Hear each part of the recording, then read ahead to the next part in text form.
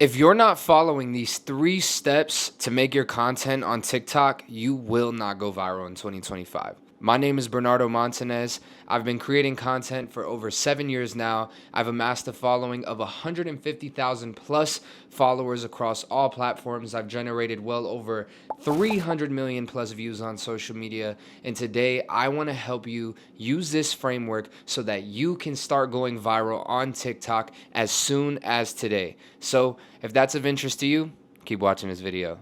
All right, so as I said in this video, I'm gonna be breaking down the exact structure of how to create a viral video on TikTok, on pretty much any social media platform for that matter, because this is the current meta that we are in right now. This is not just random tips, but an actual formula behind making viral content that you see every single day on social media. It's right in front of you. It's right in front of your eyes. I know you've been waiting on it, but this is the sauce that you've been waiting for. So let's get a little bit deeper. So I want to make something really clear here that most videos fail in the first 3 seconds. If you can't capture attention instantly, people are going to scroll and the algorithm is going to say, this video, no bueno. It's not going nowhere. So you have to understand that those first 3 seconds are super duper important to the vitality of your social media post. If you're not capturing attention instantaneously, these videos will not prevail and your brand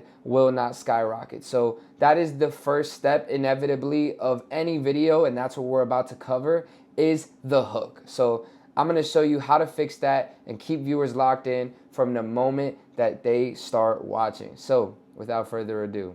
So in step 1, we have the hook. So it's the first 3 seconds.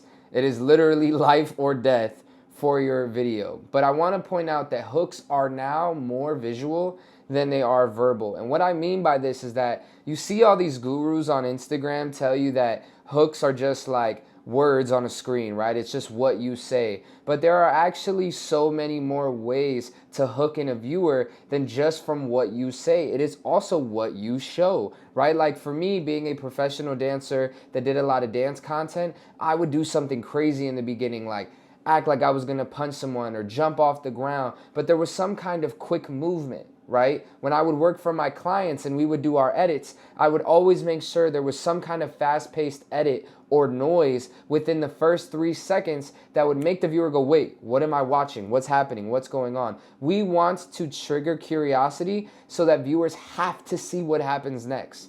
We want to use quick movements, abstract visuals, edits, or tonal shifts, as I stated, right? And the biggest thing here, test your hooks. Do not be afraid to test your hooks. We have trial reels on Instagram. YouTube and TikTok are practically a playground. Oh my God, I get stuck on my words there. But yeah, I mean, like, dude, it is super easy to test your hooks these days. You could have a great video, which is what we're gonna talk about in the other half of this video. And if you had a bad hook, throw everything away. So please, nurture your hooks, nurture your videos. This is step 1 to going viral. Let's move on to step 2.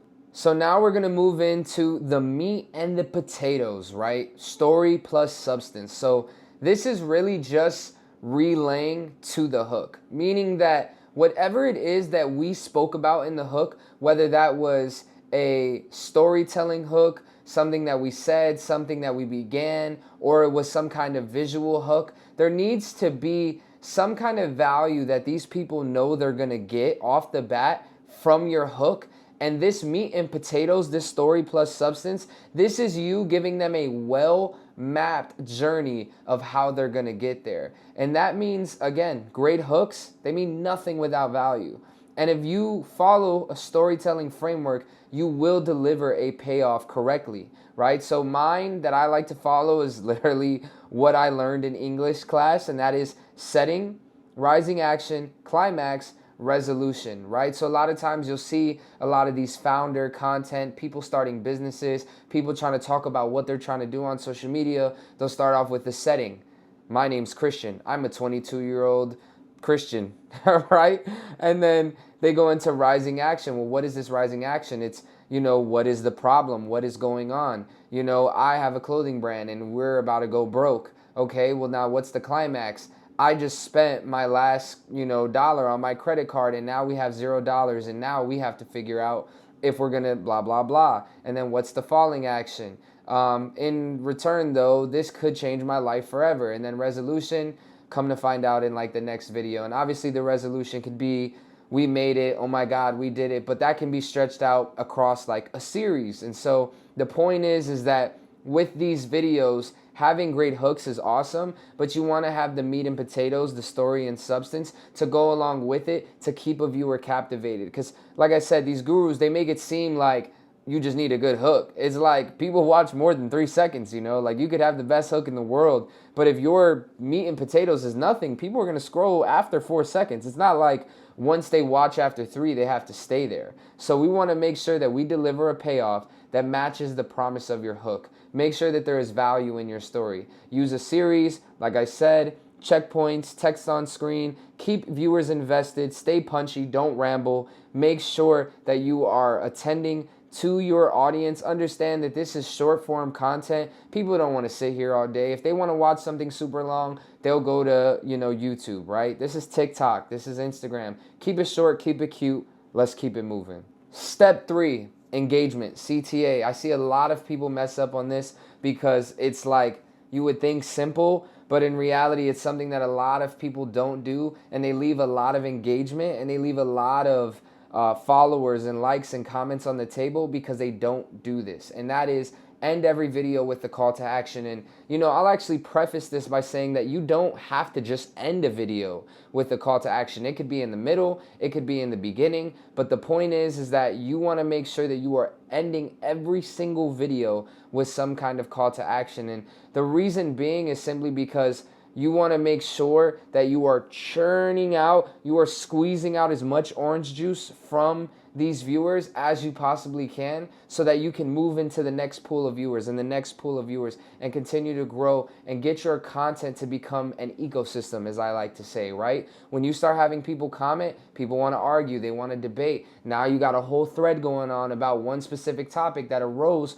from your video. Same thing with saves and shares. And I want to highlight here that I said that focus on saving and shares because they are the most powerful. In my personal and professional opinion, that is what I believe. I believe that likes at this point are pretty much redundant. Comments are great if they can stir up controversy and create that ecosystem, but the real money is saves and shares because it signifies to the algorithm that people are going to inevitably spend more time on the platform because of this content. Because at the end of the day, that's all these algorithms care about, is who is keeping people on the apps as long as possible. Let's give them the juice. So a couple examples would be like, save this for your next leg day. The reason you want to do this is because not are you just saying, oh, save it. You are incentivizing a reason. You are creating, you are demanding attention to a specific problem that your thing solves. And now they're like, oh, I got to save this, right? Share this with a friend who needs it. You are interacting with emotions and causing people to be like, damn, like, maybe I should share this with so-and-so. Maybe this is a Christian friend and he needs to send it to his friend that he thinks is, falling out of line. Or this is a girl who wants to send this to her sister for moral support, whatever the case may be. Comment this keyword to get my free resource. We see this all the time. You create some kind of lead magnet that people are going to want. Oh, here's a list of my hooks. Here's a list of my viral frameworks. Comment viral in the comments. And now people are going to comment viral, viral, viral. And so these are all ways that we can basically trick our viewers, right? I use that word lightly, into helping us go more viral and push ourselves out there. And it's very simple. We don't have to add much, but adding this one little thing can take you from 10,000 views to 50,000 to 100,000 all the way up to 1 million views. So just again, a reminder, engagement tells the algorithm to push your content further. And now I want to give you a little bit of extra sauce before I cut off this video, because these are inevitably the 3 simple steps that you will follow to go viral on TikTok in 2025. But I want to take it up a notch. The extra sauce, the aesthetics. Clean, intentional design always performs better. I tell people this all the time. Make sure your content is clean. Make sure it's cropped. Make sure it's not a screen recording. Make sure the quality is high. Make sure there's no watermark from other platforms. Take time to, create the content in the app on different platforms if you can. especially if you're really, creating natively. It helps, and it's a good signal for your account and for everything that you're doing. So clean and intentional design, keep the standard. Also, place text in the top third so it's not covered by captions or buttons. I see this all the time, and it really bothers me, especially for people who are doing ads. You are literally wasting dollars. I can't even see what your text says, and then you have a song that's blasting that's covering out your voice. Like, why are you even spending money at that point? Put the text in the top third of the video so that when I scroll, that's the first place my eyes land, and it's aesthetically above you, and create space for any active captions in the center, right? Don't get covered by the caption and the hashtags at the bottom, and don't get covered by the buttons like, comment, and share on the side. Be very, very intentional with these aesthetics, and I promise you it'll go a long way and make you a better, more intentional creator. Same thing with using consistent capitalization and formatting. Same thing, aesthetics are everything. Commit to some kind of brand, commit to some kind of format. This is how people will remember you, right? Like, if you're somebody that's like always typing super crazy, maybe you use all caps and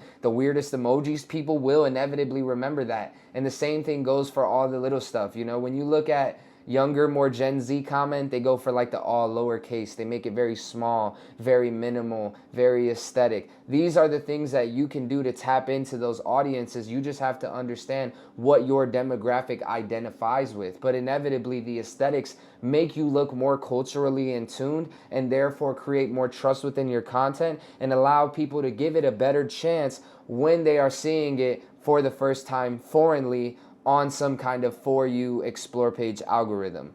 I just cooked with what I just said. That was a gem, some real extra sauce.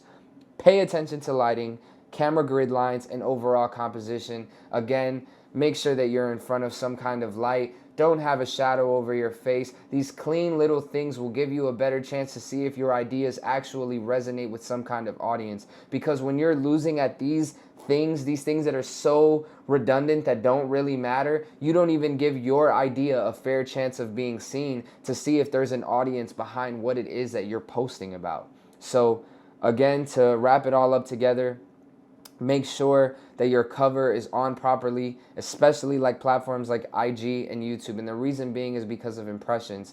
If you see on your insights, you'll see impressions. That's how many times your content has been placed. Not viewed, but placed. Meaning that like it could have been on the Explore page, right? Like if you go on the Instagram Explore page, you'll see that there's all these posts, but that doesn't mean that you're watching them. You just see them, and sometimes they're live and they're showing, but you're not clicking on them. That would be an impression. And so a lot of times you have to realize what incentivizes you to click on those videos. Well, it's the cover, it's what it looks like. So remember that if your cover is off, if it's dark, if it doesn't look interesting, you are losing out on views, especially with something like a carousel. Carousels are being pushed so heavily on Instagram. If that first picture is not something that's gonna make people be like, hey, what is this? Let me check it out. Then you're losing out on views, and therefore the platform's gonna be like, no one's really clicking on this. We're giving it a chance. Nothing's really buzzing. Let's slow it down. And we're not doing that today. We're going viral.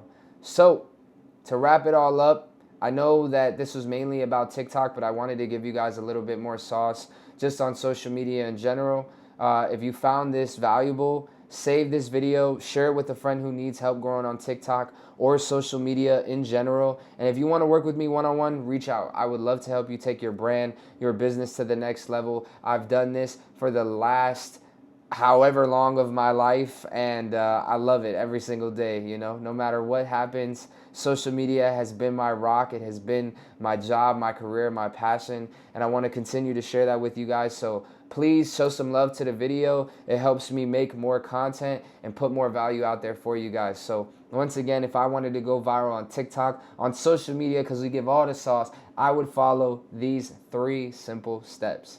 Thank y'all.